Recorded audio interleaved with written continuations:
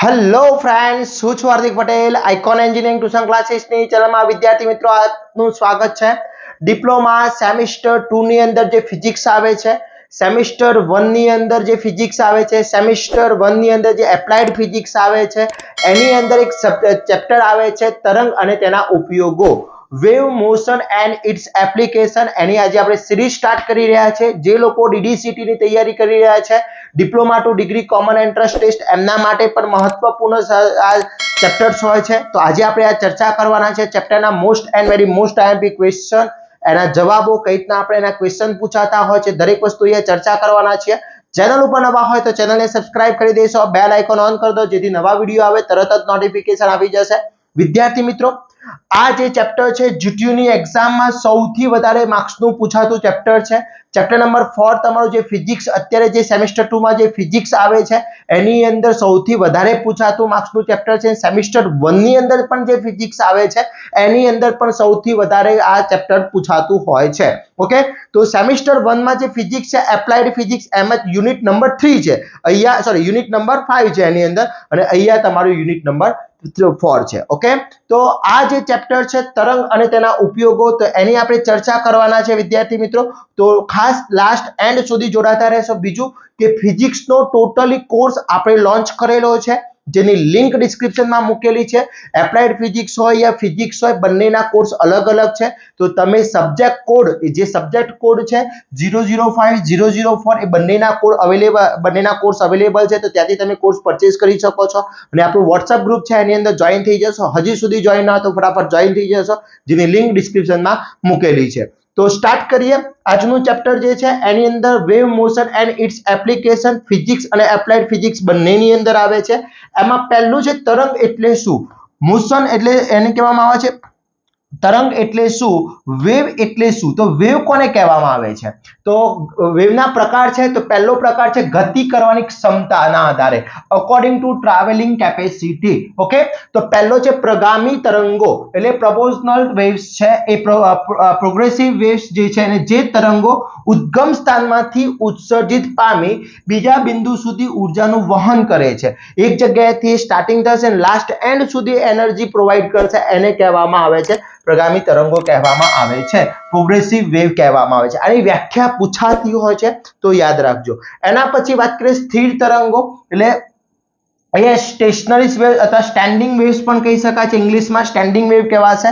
તો માધ્યમમાં જ્યારે ગતિમાં હોય ત્યારે તેનાથી વિરુદ્ધ દિશામાં ગતિ કરે, જ્યારે માધ્યમમાં ગતિ કરતા હોય ત્યારે એમાં એનર્જી ઉત્પન્ન થાય, અને વિરુદ્ધ દિશામાં ગતિ કરતું તરંગ જ્યારે તેમાંથી પસાર થાય ત્યારે ઉદ્ભવતા પરિણામ તે તરંગની સ્થિર તરંગ કહેવામાં આવે છે. તેમાં ઉર્જાનું વહન થતું નથી, આમાં ઉર્જાનું વહન થાય છે. ઓકે, તો આ છે ગતિ કરવાની ક્ષમતાના આધારે, according to travelling capacity.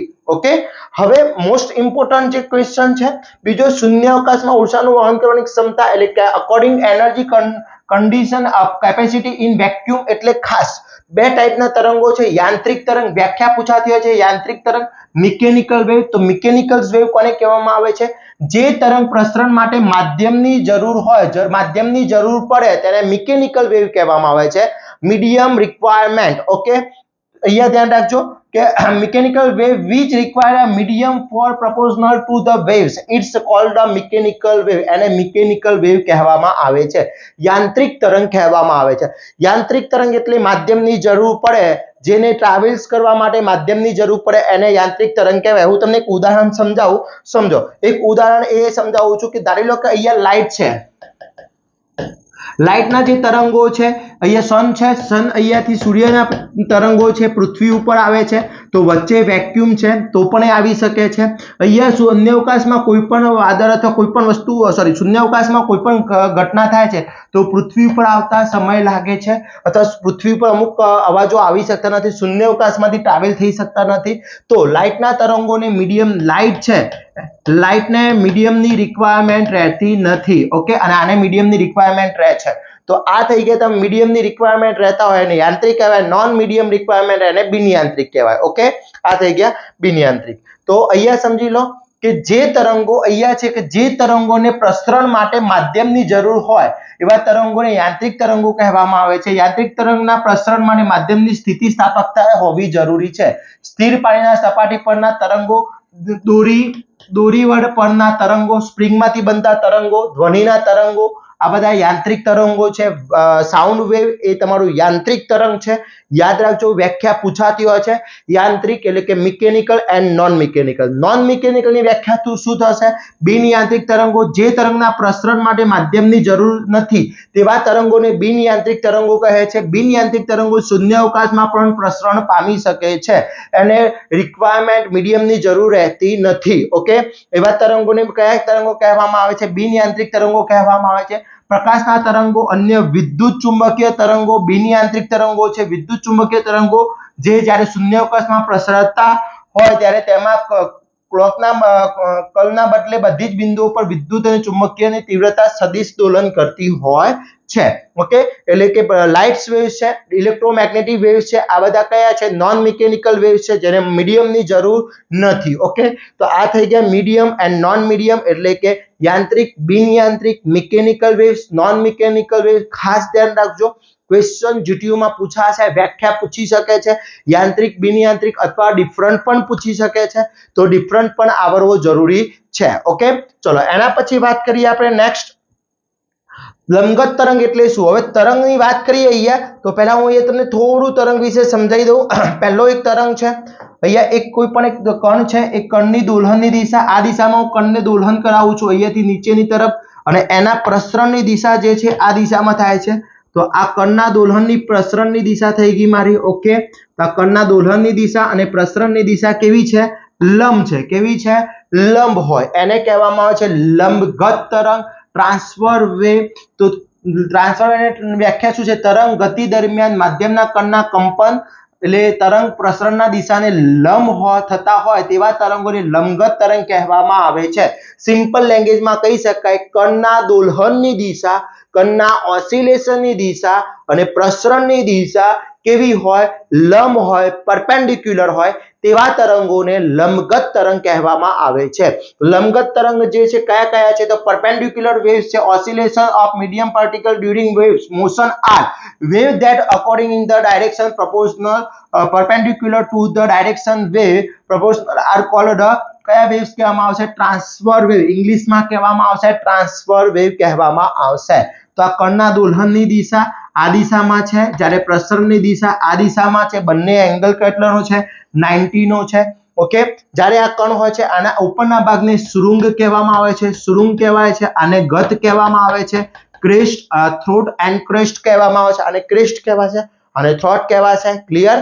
Okay, હવે સ્થિર પાણીના સપાટી ઉપરના તરંગો કયા તરંગો છે? લંબગત તરંગો છે.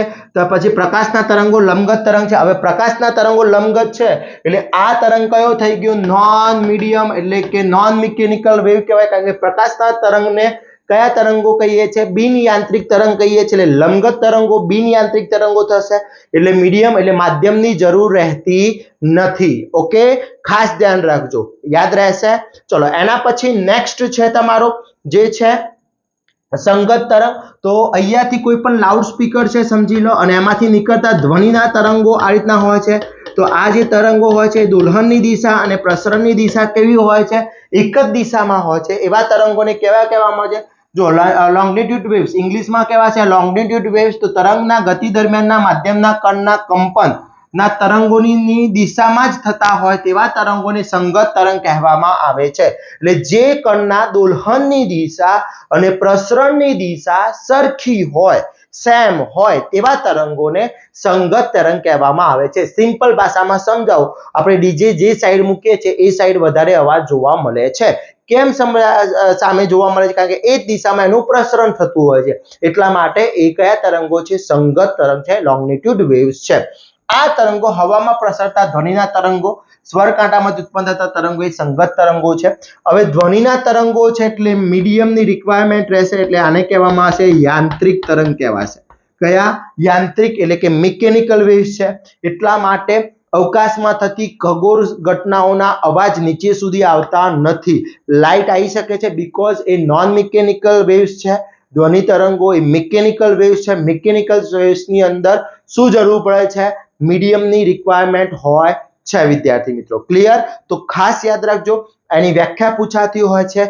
જો વ્યાખ્યા નહીં પૂછાય GTU માં તો 110% એનો ડિફરન્ટ પૂછાશે. એના આઈએમપી ક્વેશ્ચનનું લિસ્ટ આખો વિડિયો મેં બનાવી દીધો છે, જેની લિંક ડિસ્ક્રિપ્શનમાં મૂકેલી છે, ત્યાંથી તમે જોઈ શકો છો. બીજું ખાસ કે આખો કોર્સ આપણો ડિઝાઇન કરી દીધો છે, એની અંદર વિડિયોઝ, એના most IMP question with answer, GTUs paper ના સોલ્યુશન, મોડલ પેપર, સુપર 30 દરેક વસ્તુ એની અંદર અવેલેબલ છે. તો અત્યારે જ હાલ કોર્સ પરચેસ કરી લો, જેની લિંક ડિસ્ક્રિપ્શનમાં મૂકેલી છે, અને બેસ્ટમાંથી બેસ્ટ તૈયારી કરી શકો છો.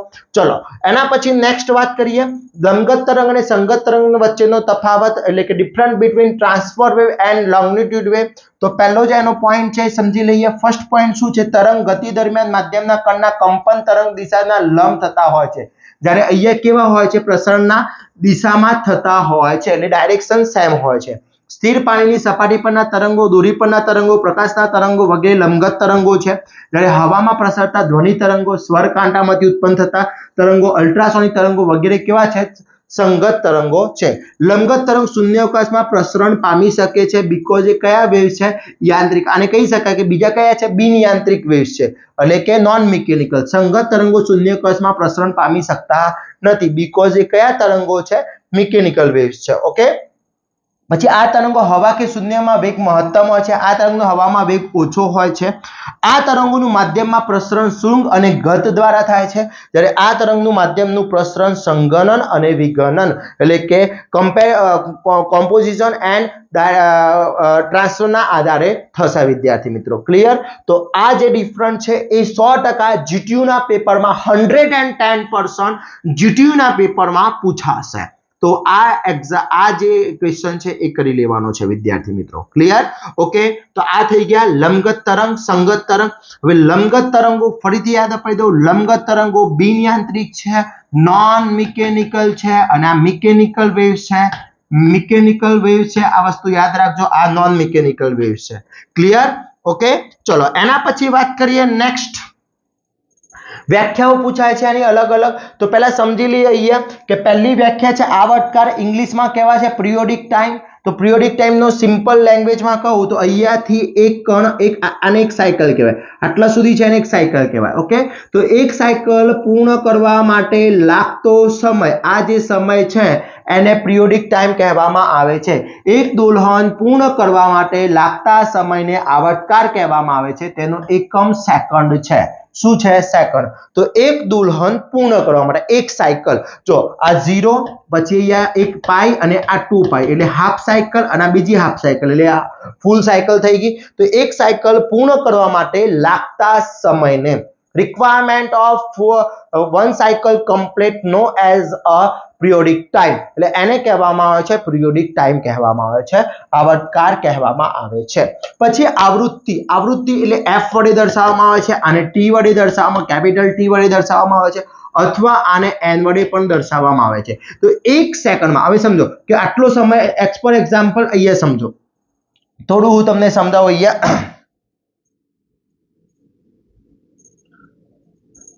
અહીંયા સમજીએ આપણે કે અહીંયા એક તરંગ છે, બે તરંગો છે. આનો એક સાયકલને પૂર્ણ થવા માટે લાગતો સમય આટલો છે, અને બીજી એક સાયકલ છે એનો અહીંયાથી આટલો છે. હવે અહીંયા આનો t કેવો છે? આનો t વધારે છે. ઓકે, આનો t કેવો છે? આનો t કેવો છે? ઓછો છે. હવે ફ્રીક્વન્સીની વ્યાખ્યા, તો ધારો કે 1 સેકન્ડ, આટલો સમય 1 સેકન્ડ છે, આટલો સમય 1 સેકન્ડ છે. કેટલો છે? 1 સેકન્ડ છે. તો 1 સેકન્ડમાં અહીંયા એક જ સાયકલ પૂર્ણ થઈ શકે છે, જ્યારે 1 સેકન્ડમાં 1 2 3 3.5. તો આની ફ્રીક્વન્સી કેવી? વધારે. આનો f કેવો? વધારે, જ્યારે આનો f કેવો? ઓછો. તો સમજી લો, 1 સેકન્ડમાં પૂર્ણ થતા દોલનની સંખ્યા, 1 સેકન્ડમાં પૂર્ણ થતા દોલનની સંખ્યાને શું કહેવામાં આવે છે?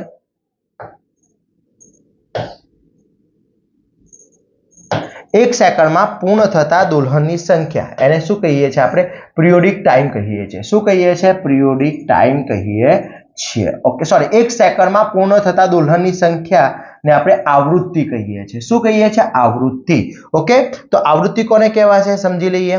ફરીથી સમજાવું, આવૃત્તિ કોને કહેવાશે?